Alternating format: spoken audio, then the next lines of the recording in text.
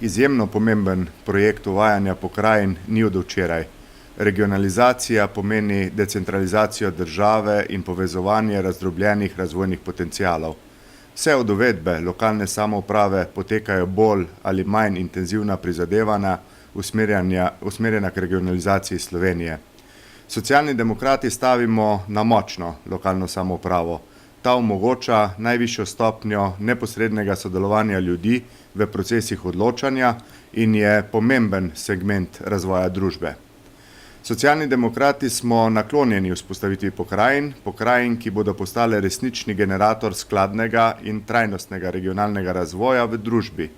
Pri tem je izrednega pomena, da lokalnim skupnostim zagotovimo lastne, stalne finančne vire in ne miloščine iz državnega proračuna, odvisne od vsakokratne vladne koalicije. V tem mandatu državnega zbora smo ob našem aktivnem sodelovanju storili velik korak naprej. Dosegli smo soglasje in spremenili 3 člene ustave. Tako smo omogočili vladi pripravo osnutkov pokrajinske zakonodaje, ki pa žal ni izpolnila pričakovanj tako dela stroke kot politike.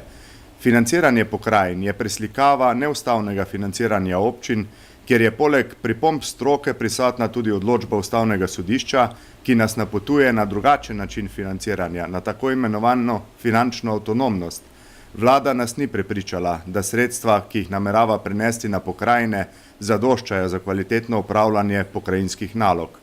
Smo za decentralizacijo, smo za regionalizacijo, nismo pa za invalidne pokrajine.